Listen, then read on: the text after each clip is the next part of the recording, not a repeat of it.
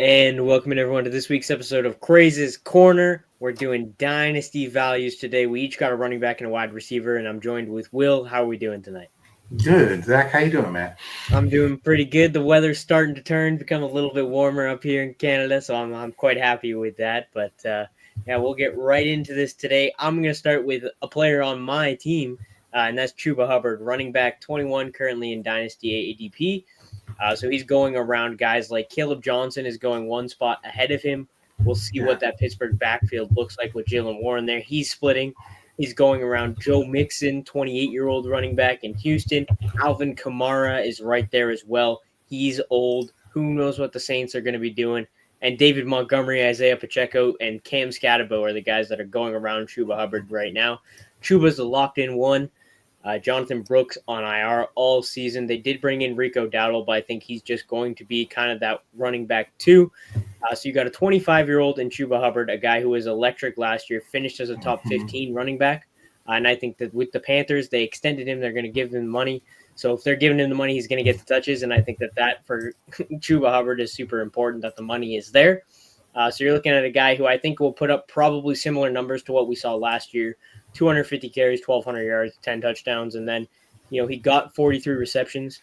I think that's a number that'll probably stay about the same. If not, it might go up if he takes on that full third down role because, Miles Sanders isn't there anymore, and he was getting a lot of third down work. So I think that this is all around should be a better offense. The offensive line was great last year, so Chuba and what should be Bryce taking another step forward is a great value at running back 21 due to his age and his contract. Like, this is going to be his backfield. Brooks is out for the whole year. They did draft ETN, but I'm not too worried about him just coming in and taking over for Chuba. So you agree Chuba is a good value there? Oh, yeah. Especially, look, this is the first year consistency, right? Same offensive coordinator, more talent on the field, a quarterback that's obviously made the first big step and is probably going to make the second big step. And honestly, to your point, the only running back they really have that they can count on and should play. Yeah, when I look at the ADP, I'm little perplexed, to be honest with you, but it's not real draft time yet for some folks, so hopefully may go up. You may be able to buy low on Chuba just due to the fact that they drafted ETN. Go see how the Chuba owner in your league is doing. I think Chuba is a great guy to have on your team if you're trying to compete this year, and I think he has value in future years as well. You want to talk about a running back who's just a little bit higher. He's up at RB 15 on Sleeper's ADP, and who's that, Will?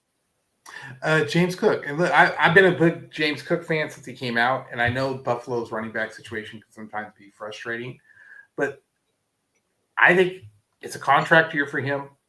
He is clearly RB1 now. If they're not using him as an RB1, I don't understand, especially if they're not going to sign him again. They might as well run the wheels off the car while they have him. So, and I know we're talking Dynasty. I still think he gets a good contract. And he probably, honestly, it might be the best thing for Dynasty owners to have him get signed in free agency, have a good year this year. Buffalo doesn't re-sign him, and he hits the market, and he goes to a team that his assets can be used properly. James Cook on the Chiefs, James Cook on the Lions, James Cook. I mean, we can go down the list. There's probably 4 or 5 teams that you would be like, oh, man, that is a game changer for that team and for him.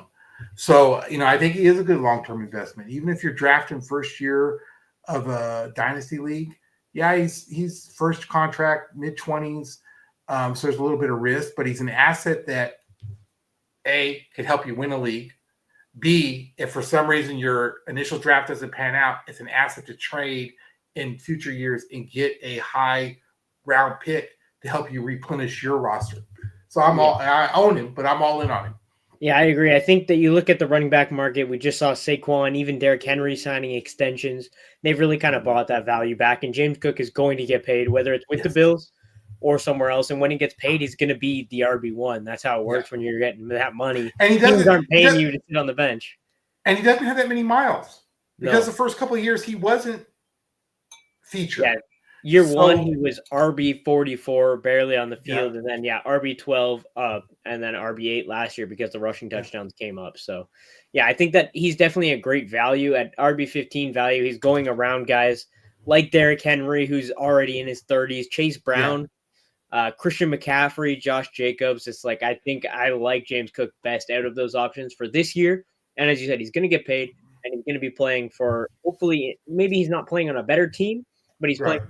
that will utilize him more, so he'll be able to capitalize on that fantasy value a little bit better.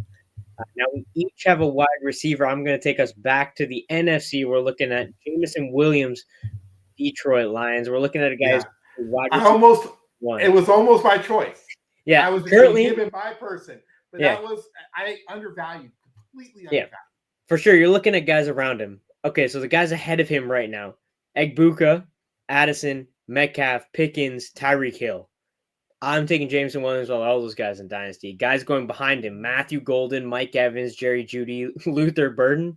Like those guys being in the same conversation as Jameson Williams for Dynasty. Jameson Williams is still 24. He's been emerging. He finished half-point PPR.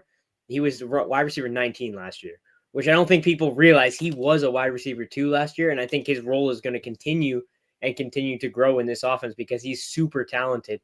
I know me and you both liked him coming out of college, and we have been expecting big things for him, and I think we're kind of seeing that he's emerged.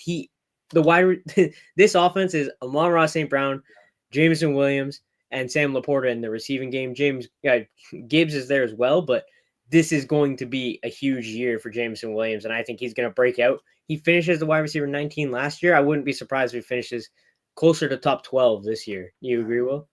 I agree, and I think for Dynasty, I don't think Detroit re-signs him. Yeah. I think he's a free agent. And I think he goes and he's a true wide receiver 1 wherever he goes. And so you're getting value this year and you're getting value in future years.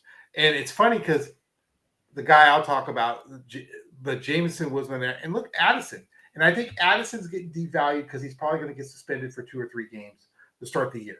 And so you're kind of like, is that a risk? And then he does crazy stuff off the field sometimes. So is it a risk? But I think there's a group of wide receivers that smart owners in Dynasty will see they can buy low right now. Mm-hmm. And you should be aggressive in the trade market, buying low if you can. Yeah, I agree. Like I said, Jameson Williams, like he's still going to get paid. Yes. If he emerges this year and he has a close to top 12 season, then some team's going to come out and pay him to be Green Bay, Pittsburgh, New England, Carolina, Tampa Bay, Carolina. Like there's going to be teams that will bid on him. He might be the top free agent when he's available. Mm-hmm. Yeah, but I wouldn't be surprised if the Lions franchise tag him if this end up does working well for them this year.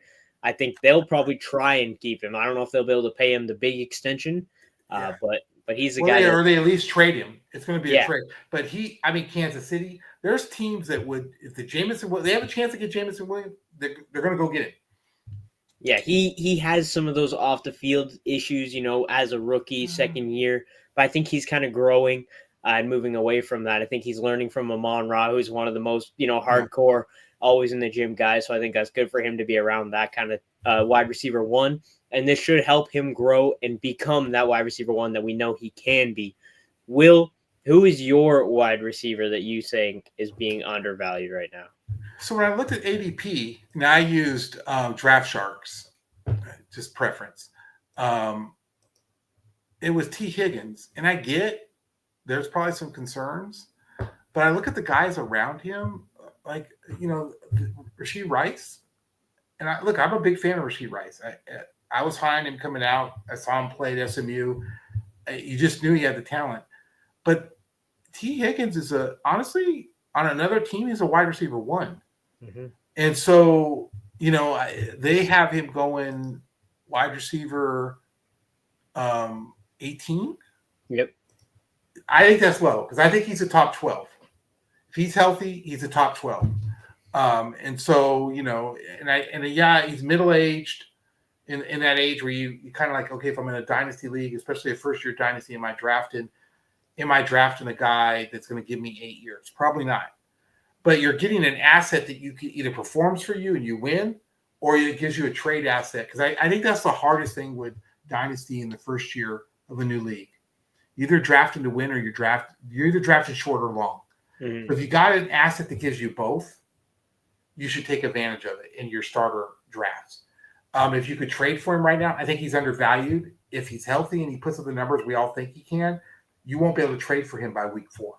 No, yeah, he's currently only 26, so even in 8 years, he'll be 34. Maybe he's not, a wide receiver 1 or anything by that time. But I think currently in the NFL right now, he's a top 32 wide receiver. Yeah. Him and Chase both got paid. They're both, stuck to Joe Burrow for the next, 4 years, which is super important. We're looking at essentially both me and you both picked a wide receiver 2 on their respective teams because they're not really getting talked about enough, and that value is not there. Looking at Higgins, his fantasy finishes last season, he had 12 games played, and he finished as the wide receiver 17.